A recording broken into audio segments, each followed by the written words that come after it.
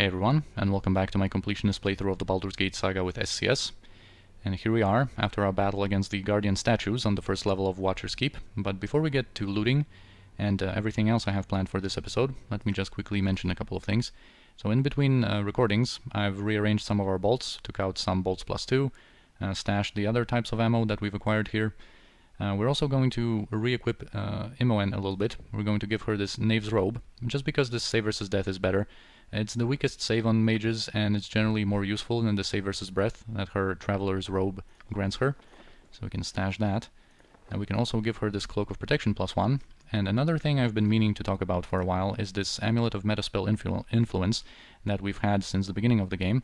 And Imoen could use this, but this generally wouldn't make a big enough impact on her. Another level 2 spell slot would generally, or probably translate to her having another set of mirror images.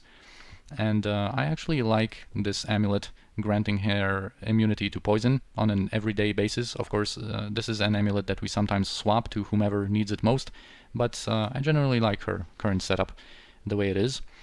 Also, we need to switch Seneshira's offhand. We need to re-equip Anomen. We also can give him this Ring of Regen. We have some scrolls prepared on him for selling. And speaking of scrolls, I've taken a look at our scroll cases, rearranged some scrolls between them, just so that our upcoming scribing session could be a little quicker. Now I have a good idea about what spells our mages need to learn. And also we have some level ups to do. So Anomen is going to be level 24, getting closer to level 25, at which point he's going to get a unique item. But at level 24 he's going to get another proficiency point, which is going to complete his 2-weapon style training. And just like on Jaheira, we are not going to transition fully into that type of dual-wielding style just yet, but in Throne of Baal we will commit to it. When it comes to his high-level abilities, we're going to pick Implosion this time. Just a good spell to have. Bypasses magic resistance, deals good fire and physical damage. The casting time isn't too bad either, so now we're going to have access to that useful spell. And Edwin is going to be level 18, which means level 9 spells, high level abilities, and his final proficiency point, that's going to go into darts. And when it comes to his high level abilities, Edwin for sure doesn't need any more spell memorization slots, and I think we're going to focus on the damage dealing spells on Imoen. So for him the best spells would be Improved Alacrity and Dark Planetar, and I think I'm going to get the Dark Planetar first, just because Edwin is our only source of being able to summon the dark version of this creature, and I would like to show that off before we will have to replace him with someone else in Throne of Baal. So I'm going to pick that first. And now let's just take a look. 4 spell slots here at level 9, which is just ridiculous. That's of course because of his amulet that gives him 2 slots. And you can really see how ridiculous this amulet is once you get access to the highest levels of spells. He just has so many spell slots on those high levels. It's a little ridiculous. Oh yeah, also another thing that we can do is give this boomerang dagger that no one uses to Edwin, just so he can have 2 attacks per round and a little bit more damage. Of course his Thaco is going to be a little worse, but none of it really matters. It's just that I think having a dagger fits Edwin very well. That's his first proficiency point from Baldur's Gate 1. And now also I wanted to mention that stealth cooldown that we have experienced in the previous episode. And I forgot to mention that this is only present in Enhanced Edition after a patch that they've introduced in order to, I think, rebalance the class that they've introduced. The Thief Kit, the Shadow Dancer, which can hide in plain sight. And in one of the patches, I think, in an attempt to make it more balanced, I guess, they've introduced this cooldown, but of course not only for the Shadow Dancer, but also for any other type of thief. So now all thieves have to suffer from that. I think that was a very silly decision on their part, but anyway, now we can get to looting. And first we're going to loot this thief, who has a nice upgrade for Kirinai. This is a ninja toe called Usuno's Blade, and it's +4 enchanted, delivers slashing damage of course, and also has a chance to do some extra electrical damage. And that's going to be a nice upgrade for her over the +4 dagger, Bone Blade, that she has had. Also what's interesting is that the Scarlet Ninja Toe is the same type of weapon, the Ninja Toe, and it looks like a longsword, whereas Usuno's Blade looks like a scimitar. And they are both Ninja Toes, of course. But anyway, now she is going to have a nice setup of a red and blue blade, which is going to be better or visible in a better way once we are out of here and once she is properly out of stealth. But anyway, the rest of the things here we can loot using quick loot. They are just going to have some decently enchanted basic stuff that we are going to sell. And there's of course our Rod of Smiting that we dropped during the combat. Oh yeah, and the archer here has some decent ammo, has a longbow +3.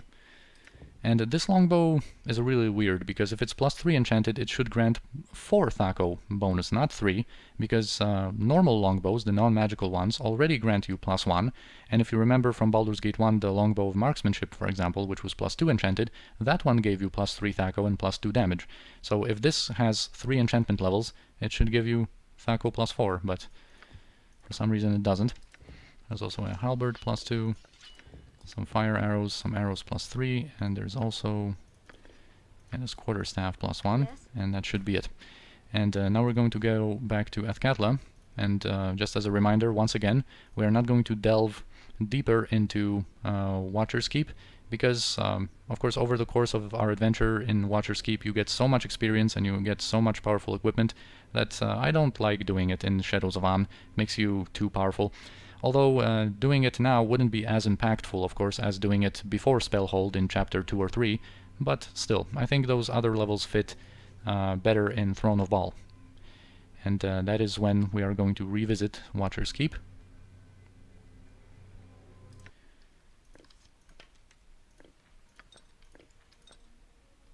Let me just rearrange some of this stuff. Alright. And now we're going to travel back to Athkatla, onto Joaquin's Promenade, and we're going to make some purchases, because we need that Helm of Brilliance, and also we need to buy a couple of scrolls, actually.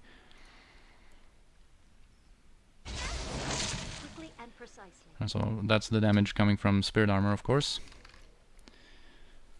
So let's talk to Rybold first, after making our Charisma optimal. Oh yeah, also we can drop this Watcher's Keep stuff. Maybe someone is going to be interested in obtaining some ward stones here. But anyway, first we're going to take a look at Rybold's normal wares.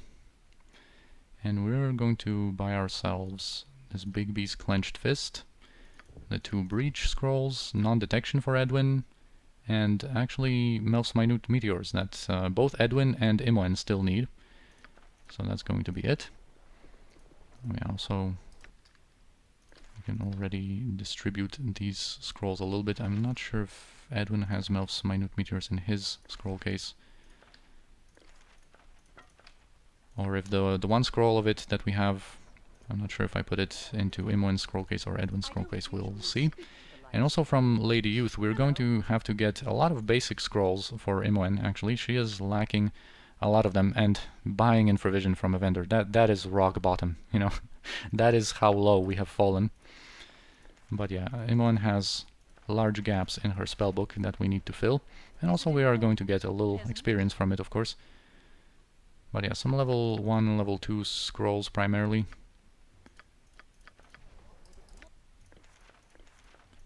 But not only that, we're also going to buy some symbol scrolls.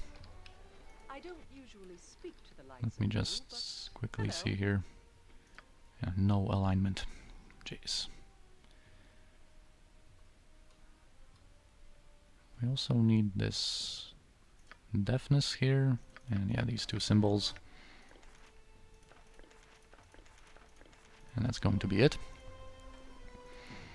And now we are actually ready to perform our scribing session, but first we are going to spite the cowled wizards a little bit more by casting this limited wish out in the open.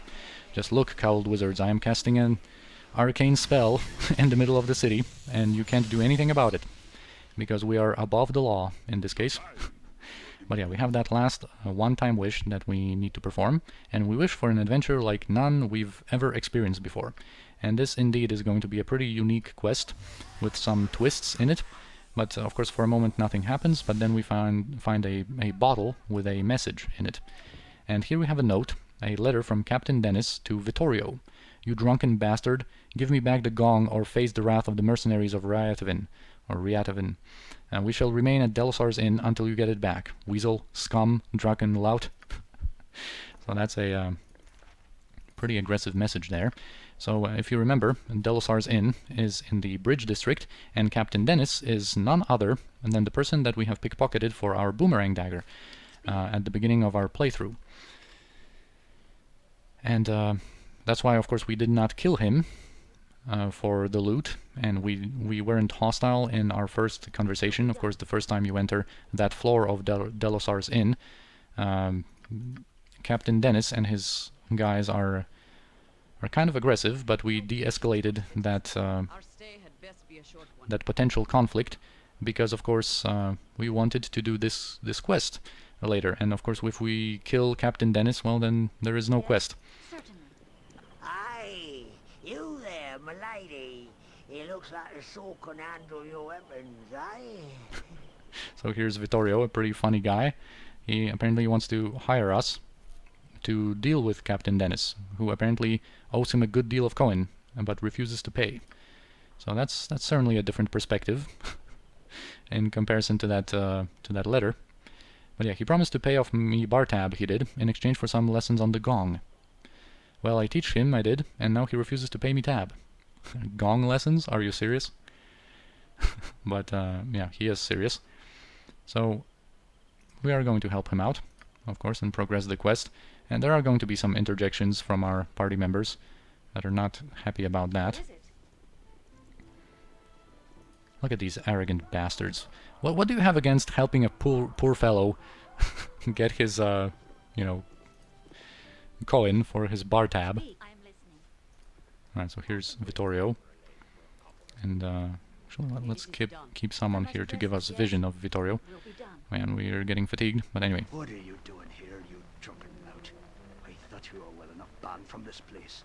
Oi, Dennis, you mealy-faced sucker suet. You owes me the coin for me bar tab. Pay up, or you'll surely face the consequences. Don't threaten me, you sorry excuse for a thief. I owe you nothing. You had your lessons on the gong, Dennis. Pay up now, or you're in deep trouble. You've a nerve, drunkard. You took my sweet mother's gong. You stole it and traded it for ale, didn't you? Didn't you? And apparently now this complicates things. He wants to get out, but of course Captain Dennis is not going to permit that. He's like, milady, some assistance? Did you actually take this man's gong? He did. The gong belonged to my mother. It was her dowry and worth a great deal of coin. This damnable lout here stole it before my lessons were even finished. And he will pay for it dearly if it isn't returned to me. But there is going to be a way that we can work this out, if we get that gong back for him. And of course Vittorio is not going to be permitted to go anywhere. He's going to be kept as a hostage here. But of course we are going to go on our merry way around the map a little bit to finally find that gong. So he says that he sold this gong to our old buddy Roger the Fence in the temple sewers. So that's our first destination. What is it? And we are getting fatigued, but I don't think we are going to rest just yet. We are first going to do this quest, then we're going to do a scribing session, and then we are going to rest. And this is not that dangerous, although once we travel outside of Athkatla, there is a possible unique ambush that happens in this chapter. That would be better if we were rested for it, but it shouldn't be that big of a deal. Anyway, let's pay our buddy Roger a visit here and ask about that gong. I know a discerning eye when I see one. I mean, as in actual gong by Joaquin's arse. I haven't had a gong since the one old Vittorio sold me. Oh ho, I see. Well, that gong is no longer in my possession. Seeing as I owe you a wee bit for solving my little beastie problem, I'll be happy to tell you where it is. Of course, the beastie problem being that troll that we killed for him ages ago. I sold it through an envoy to a troll shaman. Grail, I believe her name to be. Lives in the troll mound near Trademeet. You can't miss it. I can't imagine she's the type to receive visitors. and I believe the mound to be guarded by trolls aplenty. But if you want it, that's where it would be. Yes? And yeah, we will have to go to the Druid's Grove to retrieve that gong. This will not take long.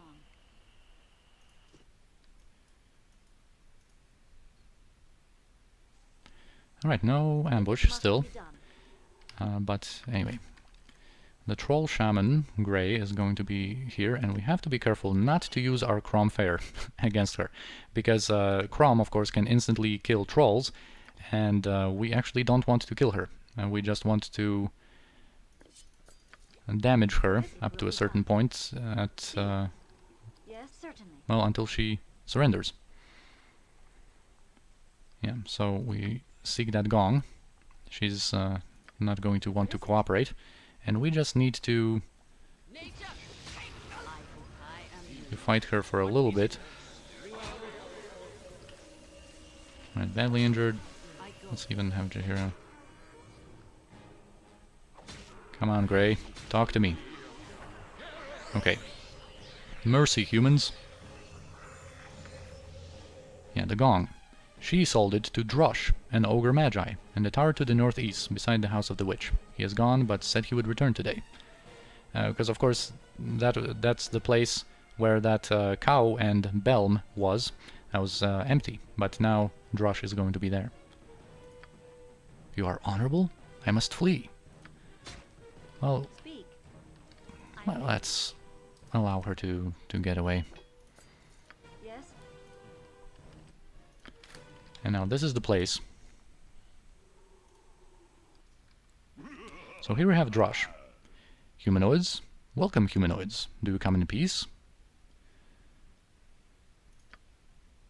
Yeah, I have no quarrel with humanoids, unless they have one with me first. I am a mage, and would much rather be left to my studies. May I ask why you are here?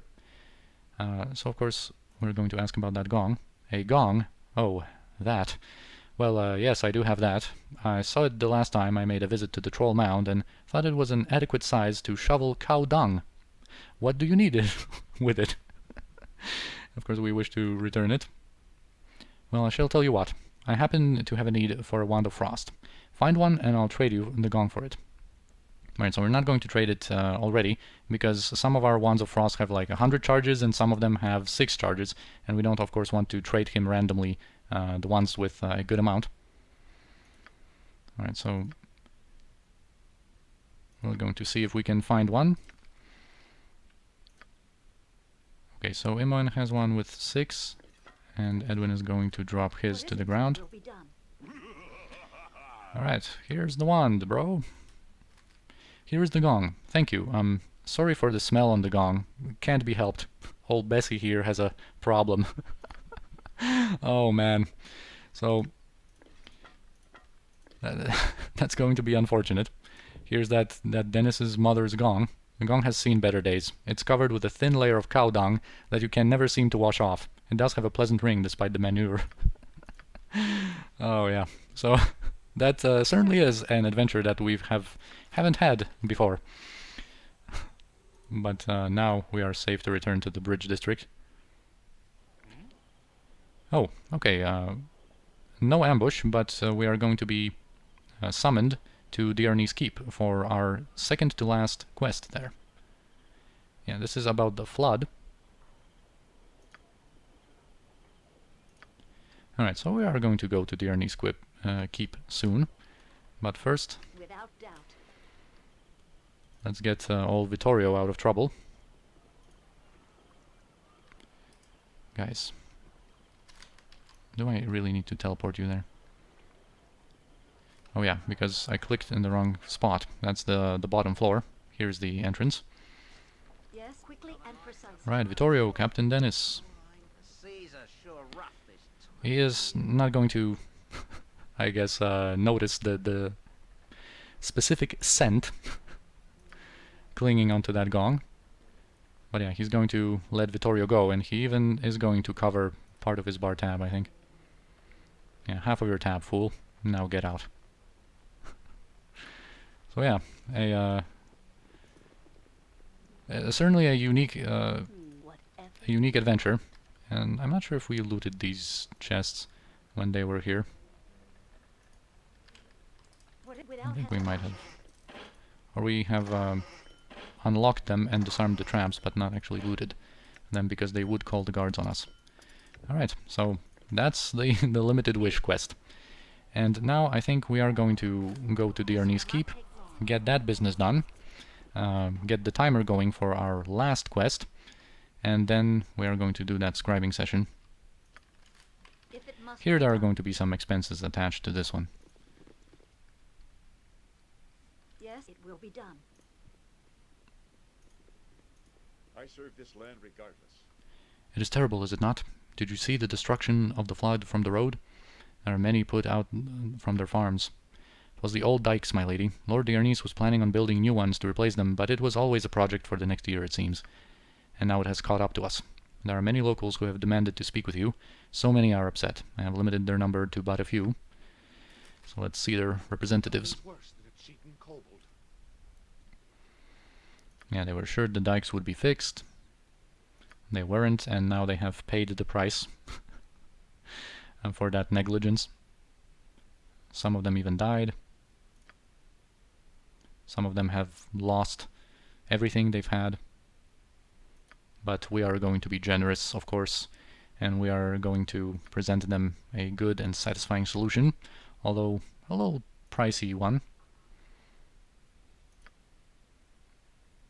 I've determined the cost for damages in rebuilding the dike. You will need to choose what, if anything, will be done right now.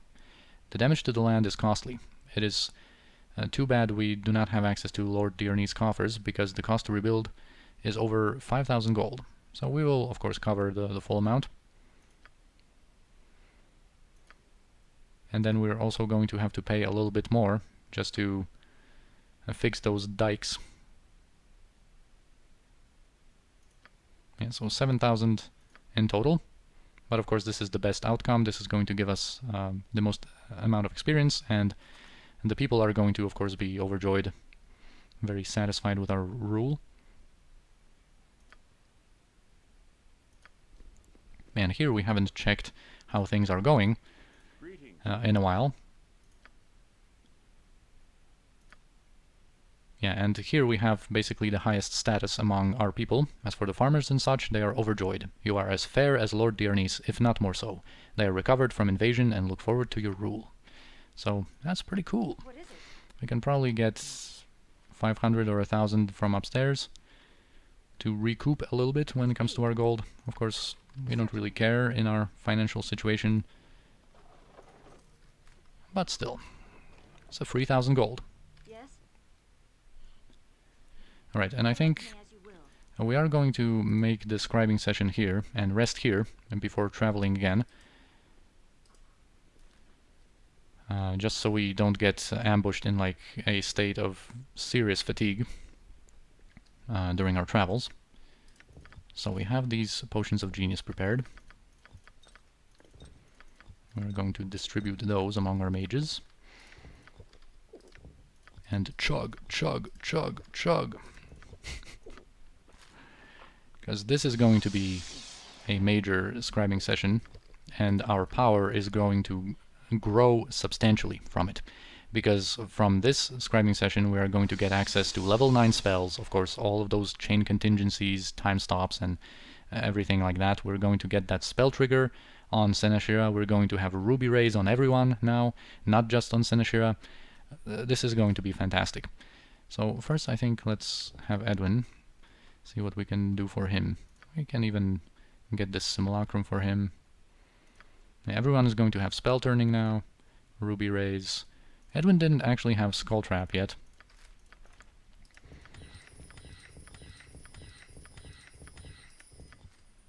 So another speed learning session.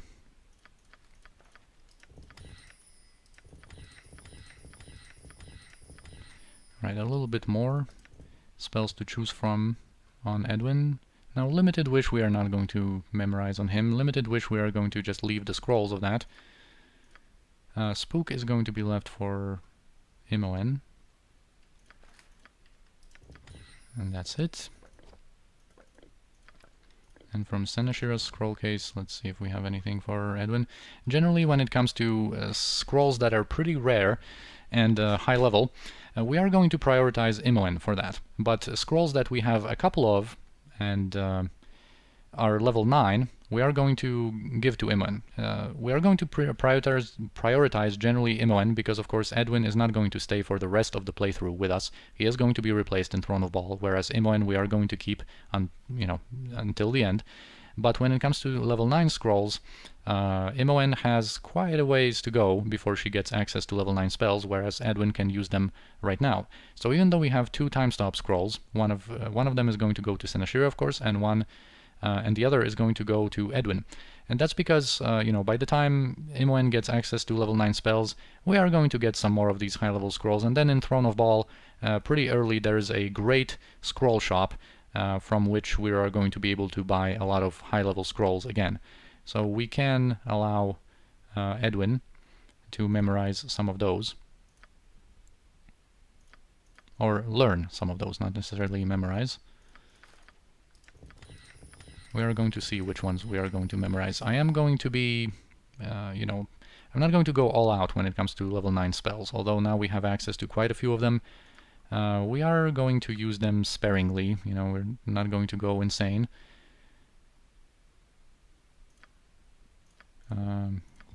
Some of these spells are going to be left for Senashira here. She, of course, gets the first priority. But Chain Contingency and Spell Sequencer Edwin is now going to have. This is going to be great. Now when it comes to Imoen, she's going to have quite a few spells to learn. Yeah, Glitter Dust, Ruby Ray. And of course all of those low-level gaps she has in her scroll case. Let's actually go from the bottom here.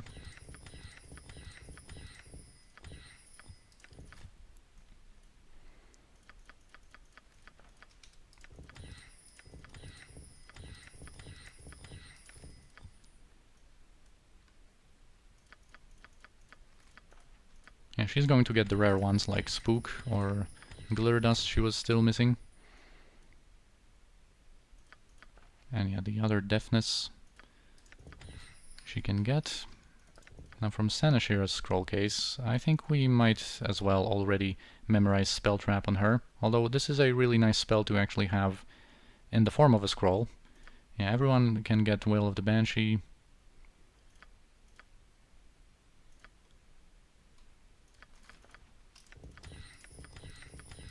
Actually, that mantle I think Senashira is going to get, because I think we only have one.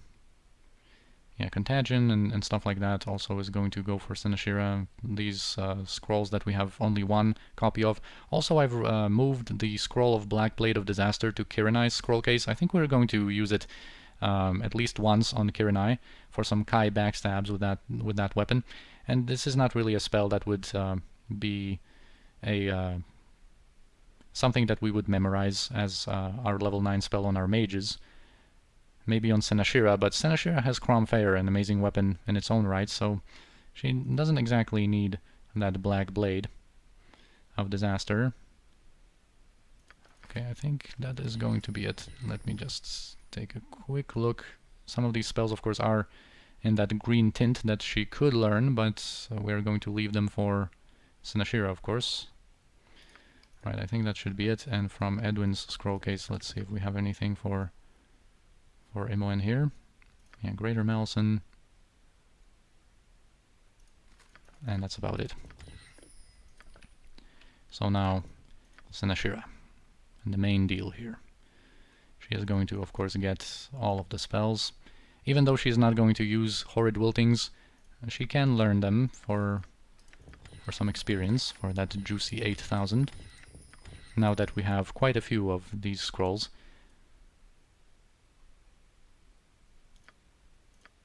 Yeah, Incendiary Cloud we're even going to learn on her. We're going to get some more scrolls of that.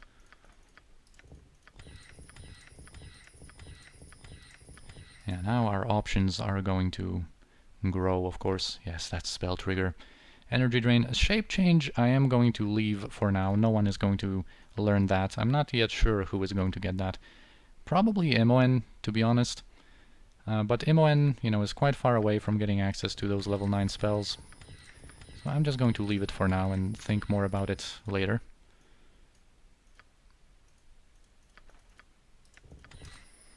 Alright, let's check out this scroll case now if Senashira needs anything.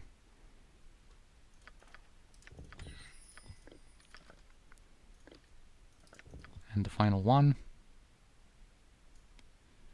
And Project Image, that's not really a spell that Senashira needs. Mordenkainen's Sword, she can learn.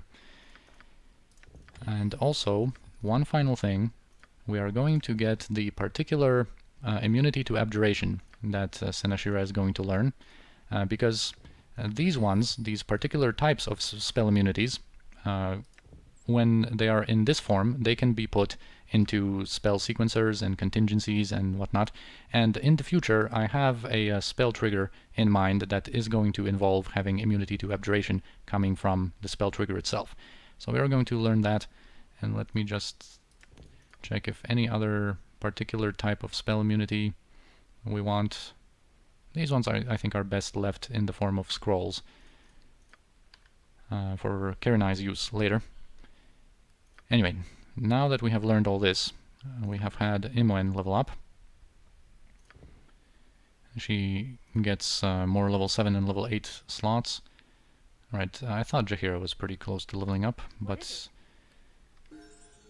Okay, actually she is, once we unpaused. But that's just a level in Fighter. She gets some saving throw boosts and gets a weapon proficiency that we can finally use to make her specialized in scimitars. So she is going to be more effective with those. And I think here, when it comes to maintaining her druidic theme, we could go for greater elemental summoning, but we're going to do that later. And I think what we're going to go for now is maybe for power attack and then later for critical strike, just to be able to showcase some cool uses of that. And yeah, that was a fighter level up as well, so we might as well maintain, like, keep up with the theme here. Anyway, I think since we are about at a point where we should end the episode, I am going to think on what spells I want to memorize, because starting from the next episode we are going to have a series of tough fights, tough and high level and lengthy fights. So I'm going to do my spell selections in between episodes, and from the next one we're going to start with our spells already selected, we're going to rest, and then go on to conquer all of these remaining fights. So for now, I thank you for watching, I hope you enjoyed this episode, and I'll see you in the next one.